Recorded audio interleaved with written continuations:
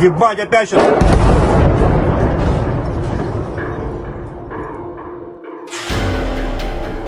A força do poder militar da Rússia é inquestionável. Centenas de milhares de soldados, milhões de reservistas, mais de 1.300 caças, quase 20 mil blindados, 13 mil tanques e uma artilharia pesadíssima, capaz de devastar cidades inteiras.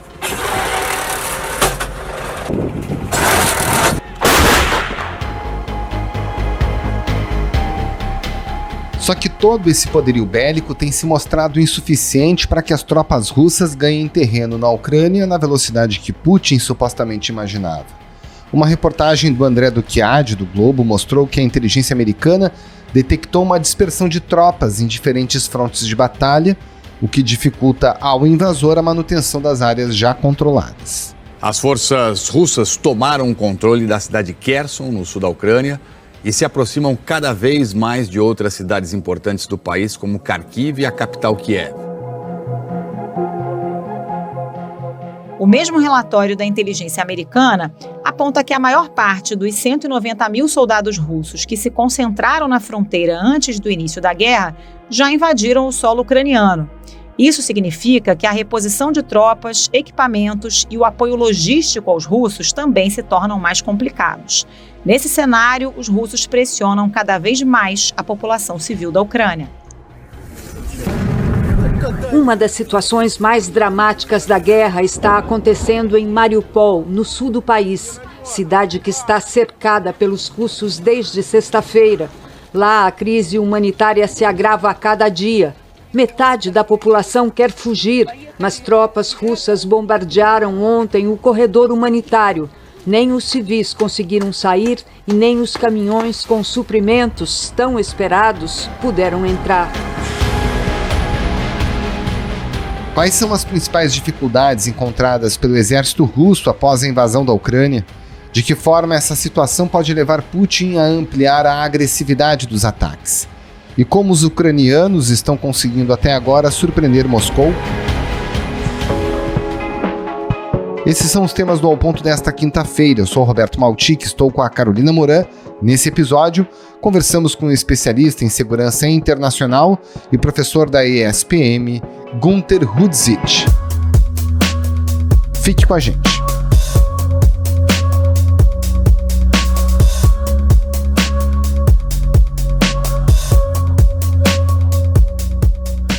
Professor Günter Hudzit, muita gente fala e o número mágico é de 150 mil homens da Rússia na Ucrânia, ou participando dessa operação na Ucrânia, um pouco mais.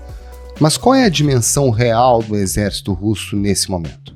As incertezas em relação aos números, né? Porque nem tudo aquilo que o governo russo diz efetivamente tem, sai do papel e está na realidade. O que se estima é que existiriam em torno de 900 mil soldados servindo o exército russo hoje. Desses 900 mil, há de novo divergências em relação aos números, que entre 450 e 550 mil seriam profissionais e o restante seriam conscritos. Tá? Então, é uma força grande, razoavelmente grande e, como alguns colocam, praticamente 8 vezes maior do que o exército ucraniano.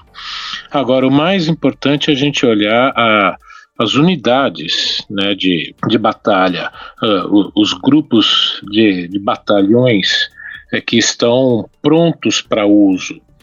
Então, há alguns números que falam em torno de 180, 190 desses batalhões para pronto emprego. E em torno de 100 desses teriam sido colocados ao redor da Ucrânia e a invasão da Ucrânia. Ou seja, é uma força muito grande para qualquer outro país do mundo.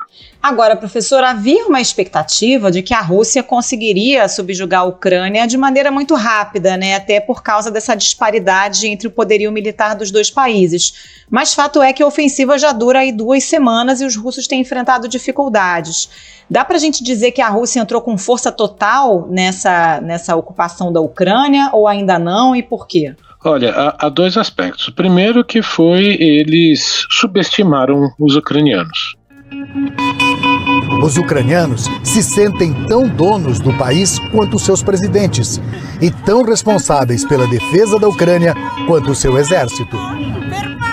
Já está claro por diversos analistas que eles esperavam que não só a estrutura política, mas a estrutura de comando das Forças Armadas ucranianas se dissolvessem em 24, 48 horas devido a essa disparidade, que realmente deixariam de funcionar como Forças Armadas, e isso não ocorreu. Então, essa subestimação dos ucranianos foi um fator muito importante.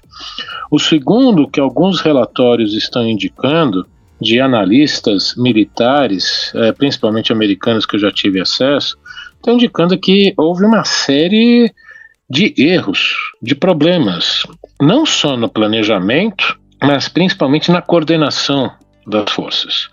Ou seja, a capacidade de comandar tropas em diversos cenários, em diversas atuações, como, por exemplo, você ter um desembarque naval, você ter uma batalha aérea, você ter um avanço de tropas aerotransportadas em helicópteros, você ter tropas avançando por terra, você ter a capacidade, primeiro, humana, de entender tudo isso que está acontecendo e coordenar, é uma necessidade gigantesca. Segundo, a necessidade computacional para isso.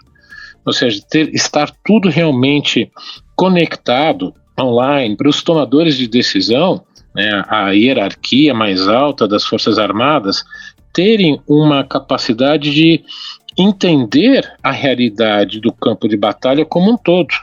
Então, se foi uma falha na incapacidade pessoal, uma falha na capacidade computacional, ou os dois, a gente ainda não sabe, talvez não vamos saber tão cedo, mas que mostra que teve falhas, sim.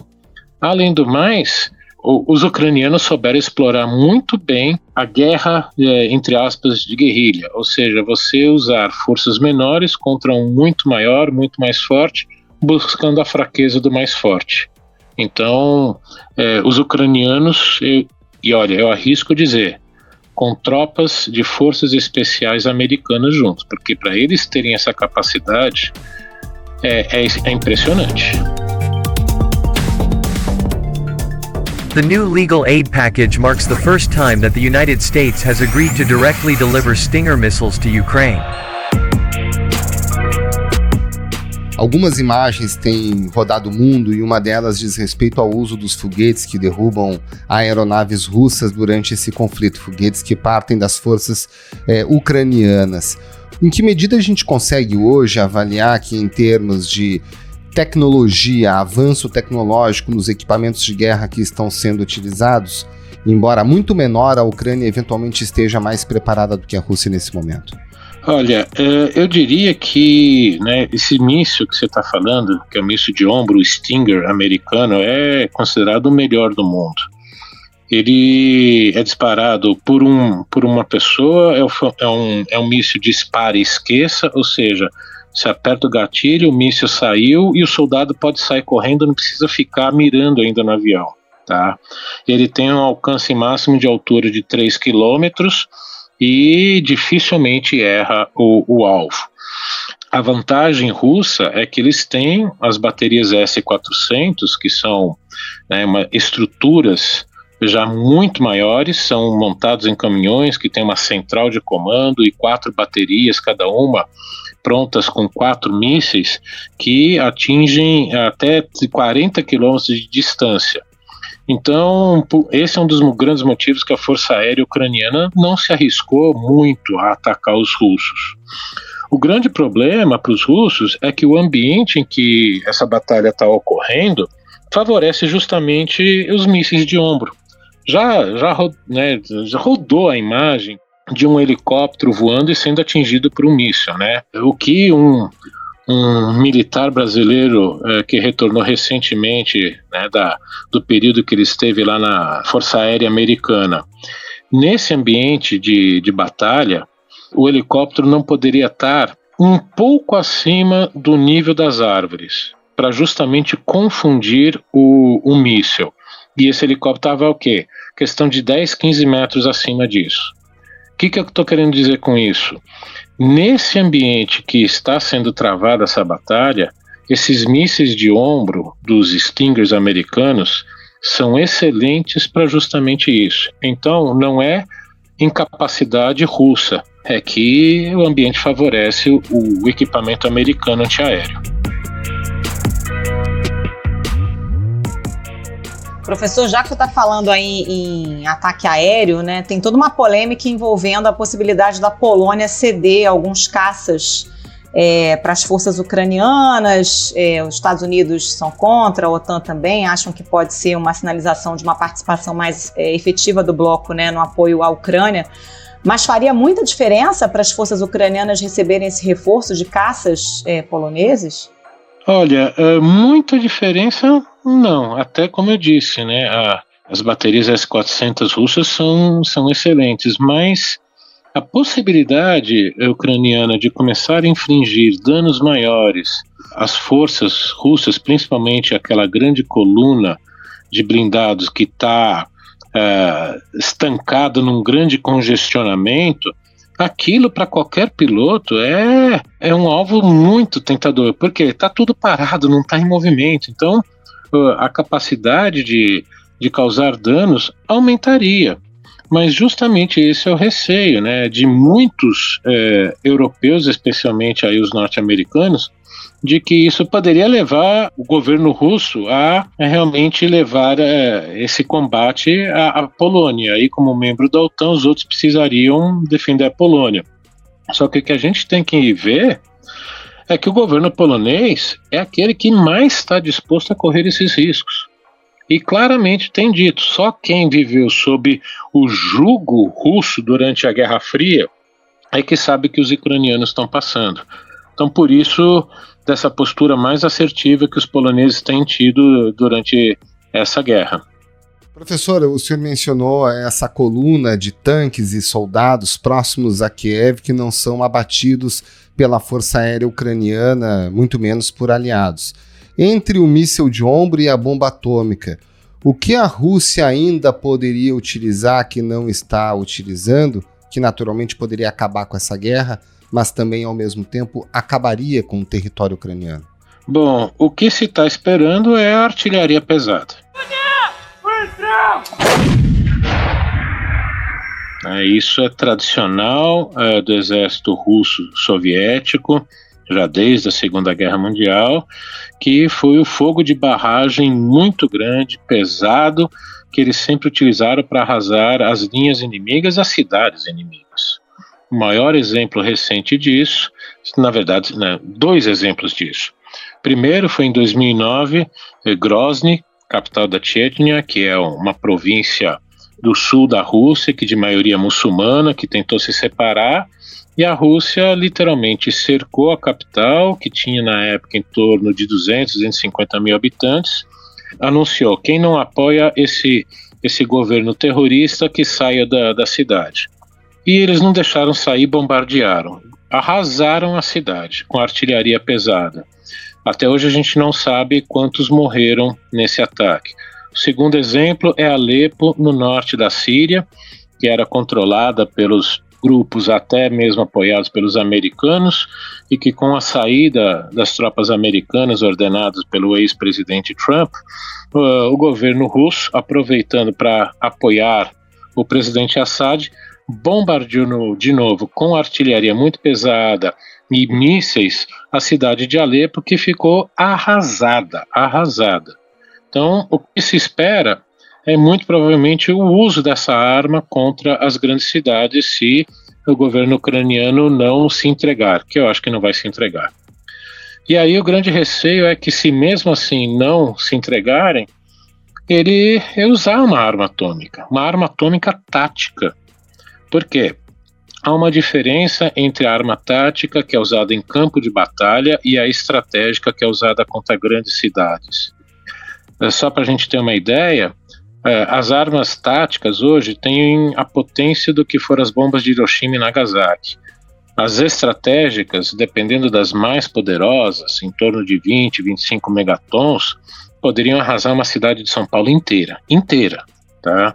Então, como os russos têm uma vantagem numérica muito grande em termos de armas táticas, já há analistas que têm o receio dele usar, justamente com a percepção de que os ocidentais, os americanos principalmente, não vão reagir quanto a isso. Então, esperemos que não chegue a esse ponto. A gente poderia falar da Força Aérea Russa, né? A gente não tem muitos relatos nesse momento de grandes bombardeios por meio de caças, né? Uma ação mais incisiva de caças nesse momento na Ucrânia. Por que isso tem ocorrido na sua avaliação? Justamente porque eles sabem que os ucranianos têm Stingers, esses mísseis americanos, que já mostraram do que são capazes. A Força Aérea Russa usou de todo o seu poder na Síria, porque sabia que os opositores do Bashar al-Assad não tinham esse tipo de equipamento. Os americanos não deram com receio de que eles fossem desviados para algum grupo terrorista. Então essa é a gigantesca diferença. Como eles não conseguiram essa supremacia aérea de destruir não só a força aérea ucraniana, as baterias antiaéreas, e agora tem a presença, eles sabem, já viram o resultado de que esses mísseis, os Stingers estão lá, o receio deles voarem é muito grande.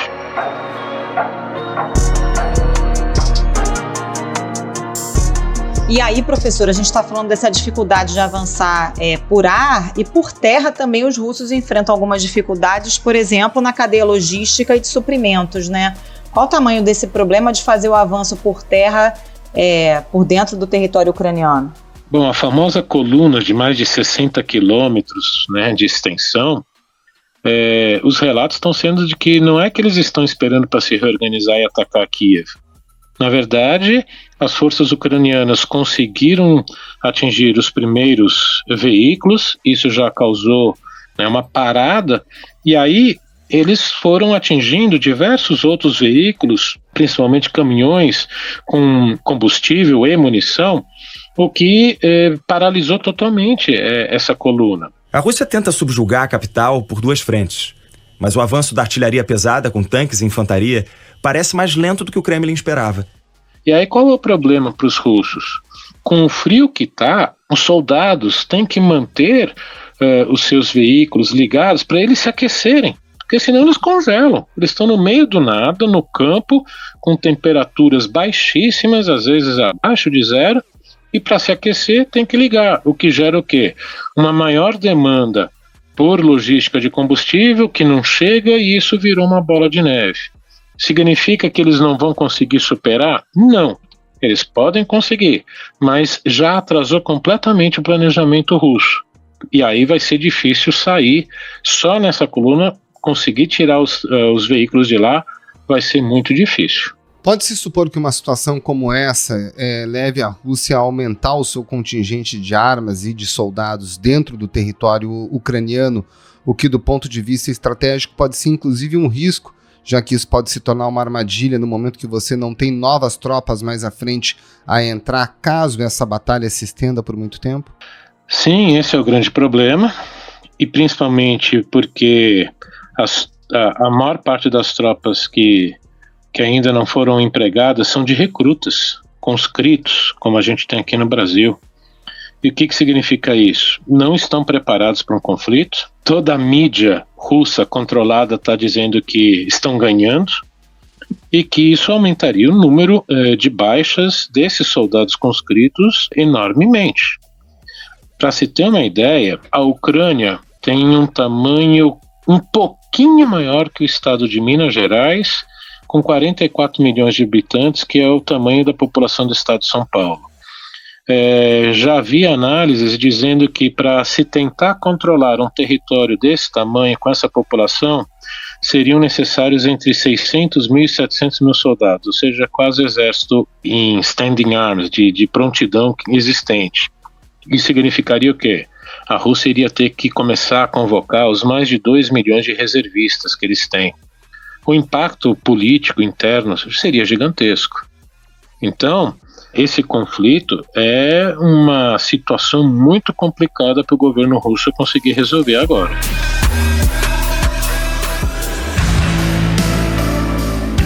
Professor, todo esse contexto político e também o aspecto de defesa militar especificamente não demonstra de fato que essa é uma guerra muito mais do presidente Putin do que uma guerra que foi forjada dentro da sociedade russa? Sem dúvida alguma. Putin e o seu círculo mais íntimo de tomada de decisão, não só política, mas principalmente militar.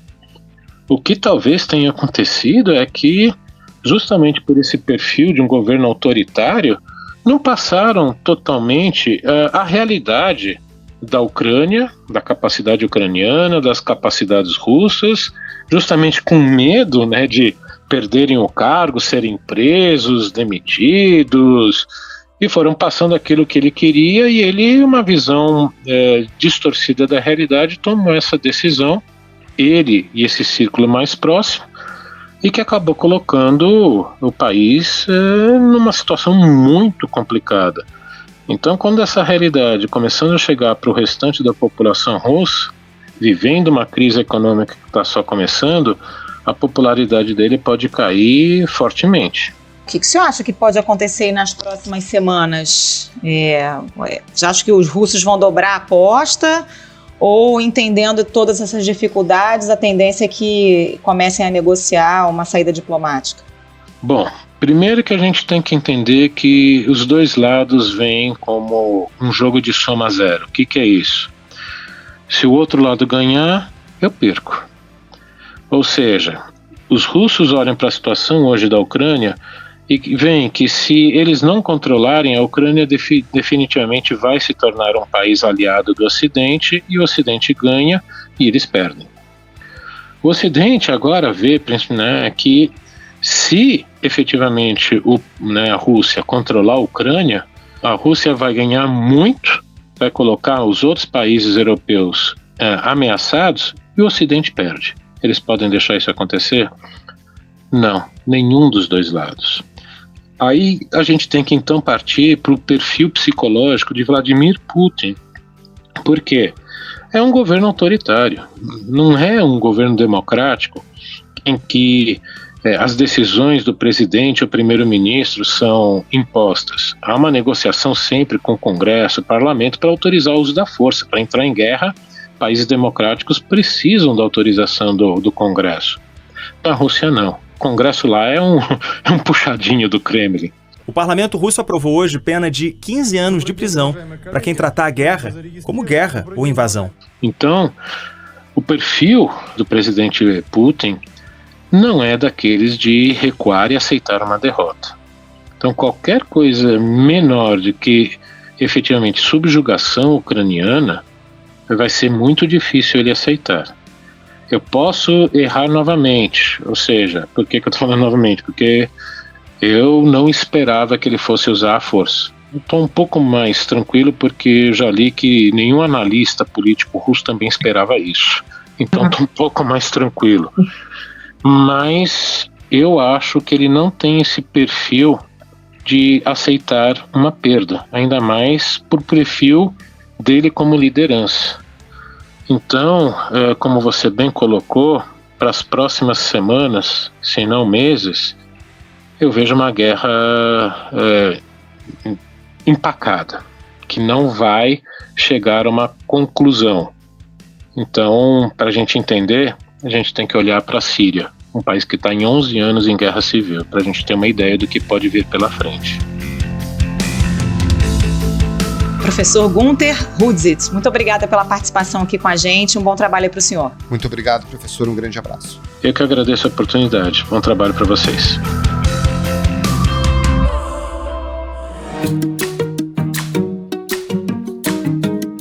E Esse foi o Ponto de hoje, o podcast diário da redação do Globo. Nessa conversa a gente conta com a participação de toda a equipe do jornal, as mesmas pessoas que levam até você informação e análise de qualidade todos os dias. Quer saber mais? Assine o Globo. Acesse assineoglobo.com.br, confira todas as notícias e reportagens especiais. Nesse episódio, além dos áudios da TV Globo, a gente utilizou áudios das redes sociais e do canal no YouTube Warleaks. A produção é da Jéssica Marques e a edição é do João Guilherme Lacerda. Tchau. Até mais.